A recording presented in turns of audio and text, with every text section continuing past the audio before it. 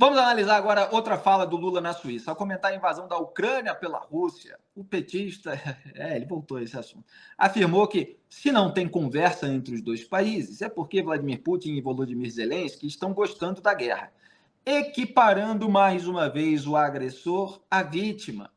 Ele deu a declaração ao justificar sua ausência em uma reunião convocada pelo governo suíço para discutir o conflito resultante da invasão. A gente nunca pode deixar de apontar o marco inicial, assim como no caso de Gaza, que foi o ataque terrorista do Hamas. No caso da guerra da Rússia contra a Ucrânia, foi a invasão das tropas russas ordenada pelo Vladimir Putin.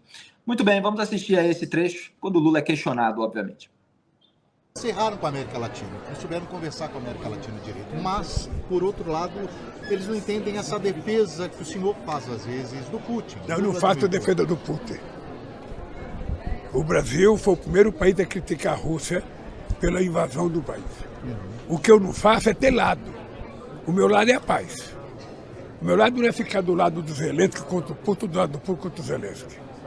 Então é o seguinte, o Brasil tem uma posição definida. Nós estaremos dispostos a participar de qualquer reunião que discuta paz, se tiver os dois conflitantes na mesa. Se tiver Rússia e Ucrânia. Sabe? Porque senão não é discutir paz. Ainda que ceda territórios para a Rússia. Ainda que ceda territórios para a Rússia, Crimeia, Donbass. Acho que tem que ter um acordo. Agora, se o Zelensky diz que não tem conversa com o Putin, e o Putin diz que não tem conversa com o Zelensky, ou seja, é porque eles estão gostando da guerra. Porque senão já tinham sentado para conversar e tentar encontrar uma solução pacífica. Qualquer solução pacífica mata menos gente, destrói menos e é mais benéfica ao povo, tanto da Ucrânia quanto da Rússia. É um amontoado de asneiras misturada com uma farta dose de cinismo. É mentira absoluta que o Brasil foi o primeiro a repudiar a invasão russa da Ucrânia. Isso é mentira do Lula. Ele mentiu ali, na cara dura, né? O Lula veio a se pronunciar sobre isso lá para a revista Time, em maio de 2022, quando já havia um tempo de ocorrência da invasão, e ele disse o quê naquela ocasião? Vou pegar aqui o parágrafo. Às vezes, fico vendo o presidente da Ucrânia na televisão como se estivesse festejando, sendo aplaudido em pé por todos os parlamentos, sabe? Esse cara é tão responsável quanto o Putin. Ele é tão responsável quanto o Putin, porque numa guerra não tem apenas um culpado. O Saddam Hussein era tão culpado quanto o Bush, porque o Saddam Hussein poderia ter dito, pode vir aqui visitar e eu vou provar que eu não tenho arma. Fecha o olha a salada que o Lula faz. Então é óbvio que é uma defesa do Putin desde o começo. E ele fez várias outras. Quando você trata o estuprador num grau de equivalência com a vítima, eu estou falando aqui metaforicamente, porque a violação de um território é como se fosse um país estuprando o outro. Você, obviamente, está defendendo aquele que está praticando a violação. É como se dissesse assim, não, eu não defendo o estuprador, mas também não assumo um lado entre o estuprador e a vítima. Ora, eu até entendo se o Lula colocar que, olha, não é porque a Ucrânia foi invadida que eu preciso concordar em tudo com o Zelensky, que eu preciso concordar em tudo com o seu governo, com as decisões militares, etc. Bom, aí você já tem uma capacidade de articulação e raciocínio maior para distinguir determinadas nuances. Agora, é óbvio que cabe a uma pessoa moralmente correta, ainda mais quando ela é chefe de Estado, mostrar-se defensor da civilização contra o terror, seja ele o terror praticado por grupos terroristas, seja ele o terror estatal. E é o que o Putin fez na Ucrânia, é o terror estatal. Então você tem que se colocar do lado, evidentemente, de quem repudia o terror. Esse é o básico, esse é o mínimo. Mas o Lula nunca conseguiu enfatizar isso. Então ele dá essa declaração aí toda ensaboada para fingir que não fez e que não faz aquilo que sempre fez e continua fazendo, que é defender o tirano Vladimir Putin. Greve. É isso, Felipe. A própria ausência do Lula no encontro com o Zelensky, porque vários líderes do G7 estão se encontrando com o Zelensky.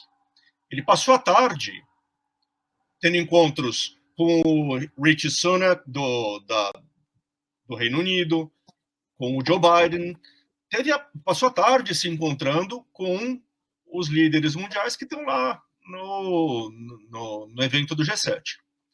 O Lula optou por não ir com esse discurso que só estaremos presentes caso as duas partes estejam sentadas à mesa. Mas veja bem, isso na prática é tomar o partido da Rússia. Isso na prática é dizer, eu não vou constranger a Rússia ouvindo o que quer dizer a Ucrânia. Eu não vou emprestar o meu ouvido ao país que foi agredido. Só vou fazer isso se a outra parte também estiver junto. Que, diga-se de passagem, é diferente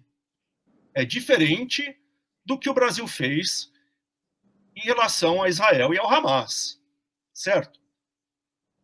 O Brasil não teve hesitação nenhuma em propor ações duras militares em relação a Israel. Naquele caso, é muito evidente que o Brasil tomou partido. Por mais que tenha também uma retórica de não, condenamos o terrorismo, embora nunca chame o Hamas de terrorista, né? Ou seja, o discurso de política internacional do Lula é todo cheio dessas ensaboadas, dessas tentativas de esconder uma tomada de lado, sempre pelo pior lado, né? Por trás dessa conversinha sobre paz. Queremos a paz. Nós queremos a paz, mas não constrangemos aqueles que dão início à violência. Exatamente. Queremos a paz, mas não vamos fazer nada que dificulte a vida de quem invadiu o país para estuprar, matar, desquartejar, degolar, ou quem invadiu um país que estava quieto cuidando dos seus afazeres com o exército. Olha, eu não consigo, eu fico pensando, procurando uma palavra mais amena, sempre que essas coisas aparecem na nossa conversa, Felipe. Mas a política externa do Lula e o Lula na política externa são asquerosos. Asquerosos, é isso. E com requintes de perversidade. Porque a gente está lidando aqui com uma invasão que matou um monte de gente inocente, que é objeto aí de relatórios sobre estupros, sobre atos de tortura. Ele que tenta inflar tudo o que acontece em Gaza, ele nem sequer reconhece aquilo que é apontado, às vezes, pelo mesmo órgão, né? Pela mesma entidade, que acontece lá na Ucrânia a partir de atos cometidos pela própria Rússia. Então, é uma posição muito descaradamente cínica, a do Lula, e é o que o Graeb falou. Ele posa de defensor da paz, mas não ousa se voltar contra quem provoca a guerra. E esse é o típico teatro, né? Quer dizer, se você defende a paz, você necessariamente precisa conter, pelo menos, né, aqueles que querem a guerra. E ele fica dizendo que a vítima quer a guerra, que é uma coisa grotesca. Quer dizer, o sujeito que está lá, num território, sendo violado sistematicamente, com ocupação de tropas que tomaram determinadas cidades, regiões, etc., o sujeito tem toda a liberdade, todo o direito de não aceitar qualquer tipo de acordo para fornecer partes do seu território, enquanto os invasores não desocuparem aqueles territórios que lhe pertencem. Então, as pessoas podem até articular algum tipo de acordo, etc. Agora, você diz respeitar a posição da vítima de eventualmente, porque nem é assim, está falando de uma maneira bem grosseira, de eventualmente não querer conversa com alguém que só quer conversar mediante a violência, a força, a ocupação. Isso é asqueroso. Você precisa respeitar a posição a postura da vítima. Imagine, não vou nem entrar aqui no detalhe, senão até a linguagem vai passar a ser chula.